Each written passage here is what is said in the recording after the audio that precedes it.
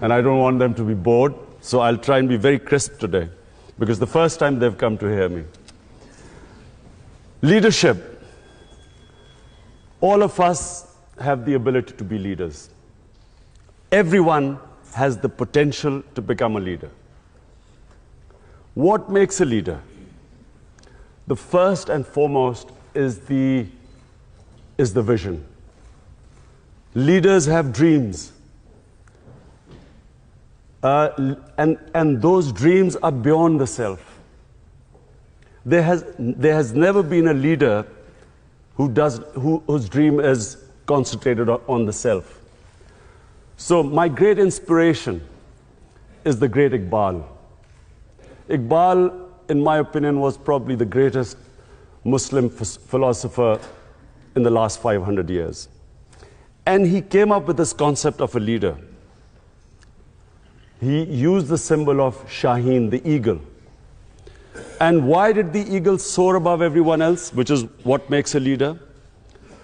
Because the Shaheen, the eagle, broke away the chains that keep us grounded.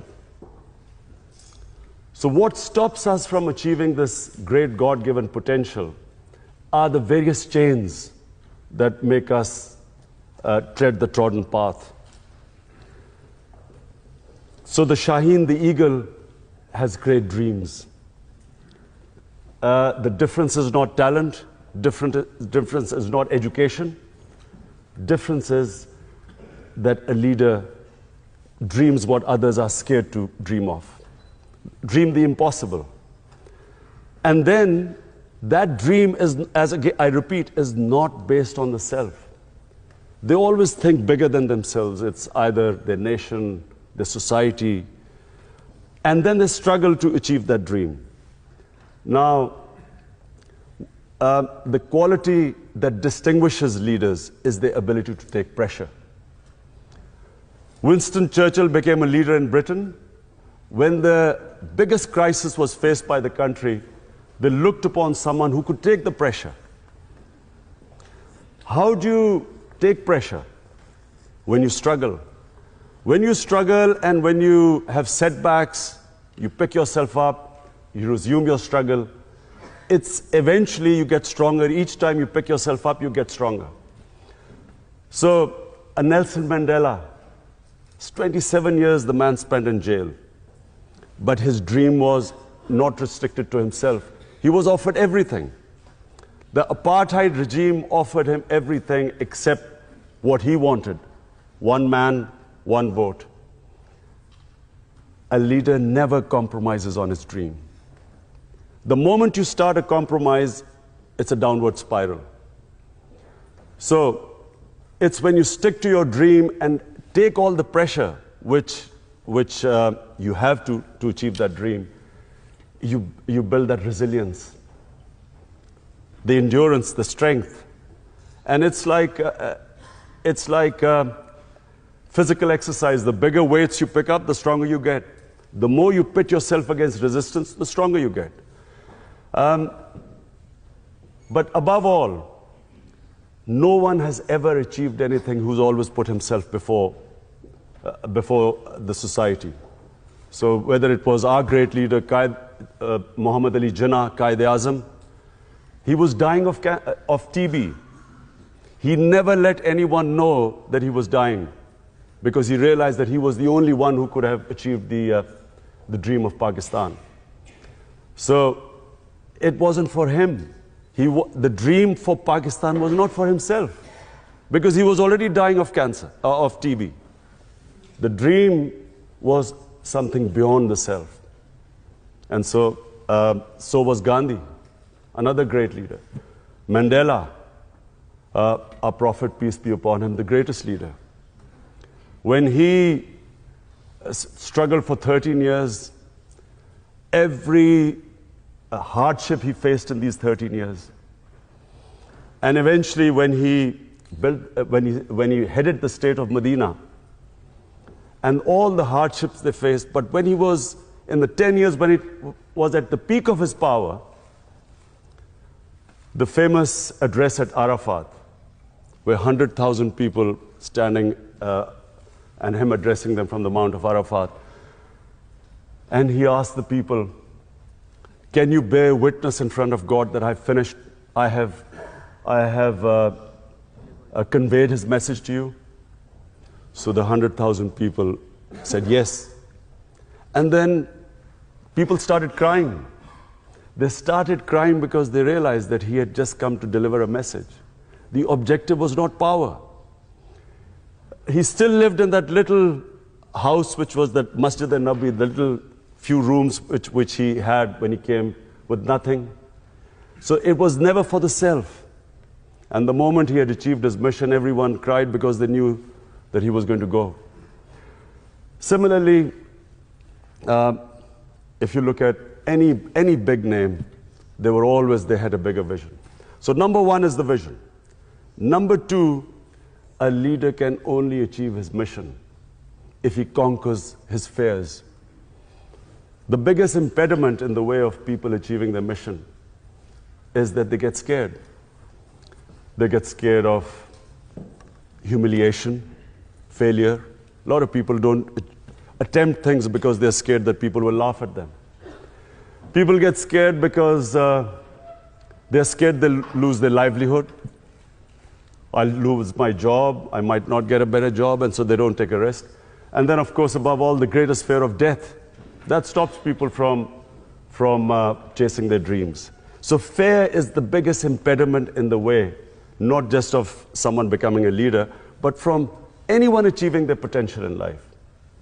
It's fear that stops us along the way, makes us compromise. In my 13 years in politics, so many times, in 16 years in politics, so many times, I was offered compromises to become part of a government, accept something less. There's always a temptation during bad times to accept something lesser than your dream. And that's where the downward slide, as I said, starts. So fear is, you get scared along the way, people will say you can't do it. The moment you accept in your mind that you can't do it, you won't do it. As long as you think, as long as you do not accept defeat, failure cannot defeat you. You only lose when you give up. As long as you keep pursuing your dream, every setback is a time to analyze where you went wrong. Analyze your mistakes, correct them, pick yourself up, start your struggle again. One of the great attributes of a good leader is his ability to analyze where he went wrong. The ability to be their own best critic. They should be able to analyze, because you can always come up with a wrong analysis and go take the wrong road. When you have a setback, you will always have access to a lot of advice. A lot of people will be giving you suggestions. Suggestions are free, so there are plenty of them. It's then the ability to know, and you should be your own best critic. And finally, a leader must have integrity.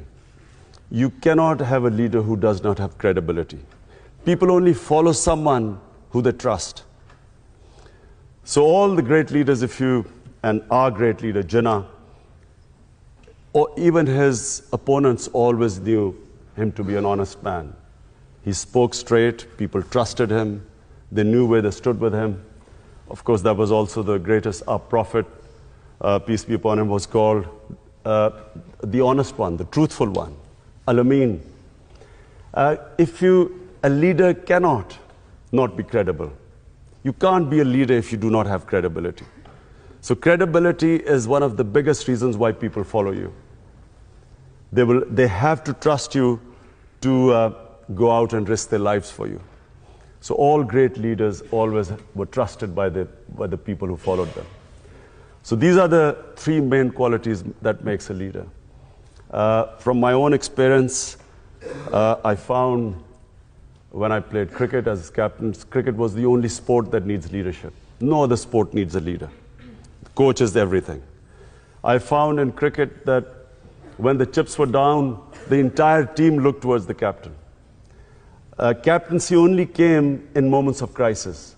If you were doing well, you didn't need a captain. But you needed a captain when there was a crisis. And the moment the captain went down, the team went down with him. As long as the captain would not accept defeat, the players always looked at his body language, not the speeches he made.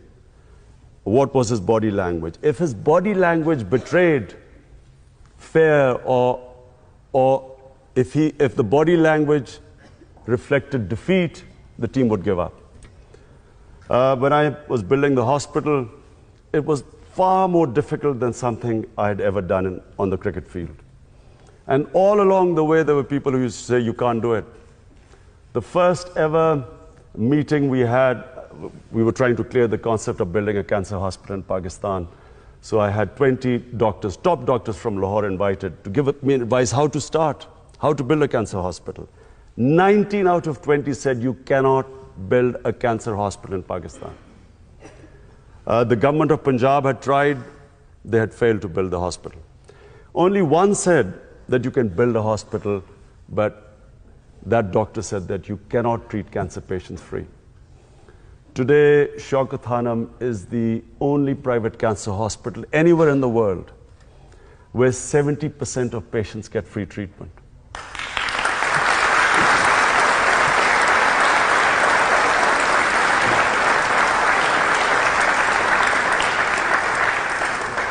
It was awarded by the World Health Organization. WHO awarded Shaukat Hanum for services to humanity as the only private cancer hospital, which is also the biggest charitable institution in Pakistan. And then when I came into politics, for most of my 16 years of politics, people laughed, made fun of me. He's too naive, doesn't understand politics. And all along the way, I was told one thing. To succeed in Pakistani politics, you have to do as the Romans do. So you have to make compromises and so on. And I was always offered compromises. Today, the only reason Tehreek-e-Insaf is by far the fastest growing party in Pakistan, had I compromised, this would not have happened. It's because people in Pakistan, as they say, an idea whose time has come. Finally, people have realized that it's the only political party that they can trust. Tehreek-e-Insaf is the fastest growing party in Pakistan's youth because the youth wants change. And although even the other status quo parties talk about change, the youth of Pakistan today trusts Tehreek-e-Insaf. Had I compromised along the way, this would not be the position today. And it certainly would not be the position where Tehreek-e-Insaf today is poised. And I'm making a prediction in front of all of you. The next election will be swept by Tehreek-e-Insaf.